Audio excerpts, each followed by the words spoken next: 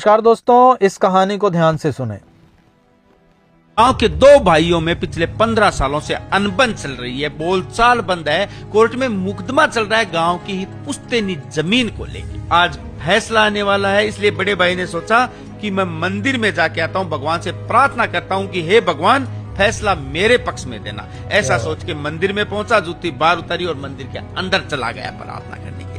इतने में छोटा भाई भी मंदिर के पास में पहुंच गया। उसके भी दिमाग में यही ख्याल आया कि आज फैसला आने वाला है, भगवान से प्रार्थना करके कहता हूँ कि हे भगवान फैसला मेरे पक्ष में देना। छोटा भाई मंदिर में प्रार्थना करने के लिए पहुंचा। इतने में बड़े भाई की प्रार्थना हो चुकी थी। वो बाहर आया, बाहर आकर देखता है कि उसकी जूतियां नहीं मिल रही हैं। इधर उधर काफी तलाश कर ली पर जूतियां मिल ही नहीं रही हैं। इतने में छोटा भाई भी बाहर आ गया। छोटा भाई बाहर आते ही समझ गया कि बड़े भाई की चिंता की लकीरें बढ़ती जा रही हैं, उसकी जूतियां नहीं मिल रही हैं। तो उसने कहा कि भैया आपकी जूतियां उस पट्टी के नीचे पड़ी है। जब मैं मंदिर में आया तो मैंने देखा कि बारिश स्टार्ट हो चुकी है और आपकी जूतियां मैं पहचानता हूँ। मैंने सोचा आपकी जूती खराब हो जाएगी, इसलिए मैंने उस पट्टी के नीचे रख दी उठा के। इतना सुनते ही बड़े भाई की आंखों में आंसू आ गए और सोचने लगा कि ये तो मेरे से छोटा है, इसको तो मेरी जूतियों की भी चिंता है कि वो खराब ना हो जाएं, और मैं तो घर का बड़ा हूँ। मैंने एक मिनट भी नहीं सोचा कि मेरे बड़े बुजुर्ग, मेरे माता पिता की इज्जत खराब हो रही है कोर्ट कचहरी के चक्कर काटने के चक्कर में, और मैं मेरे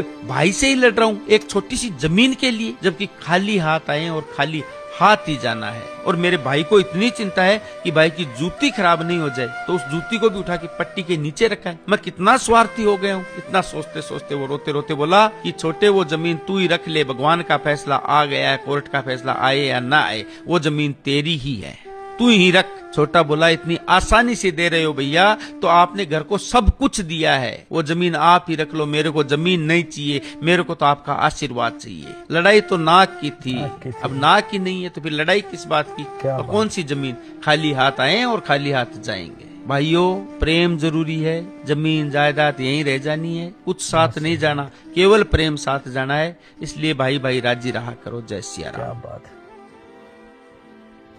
तो भाई भाई की लड़ाई अगर थाने तक आई, अगर कचहरी तक आई, तो फिर काहे के भाई भाई। आपका क्या मत है, कमेंट करके बताइएगा।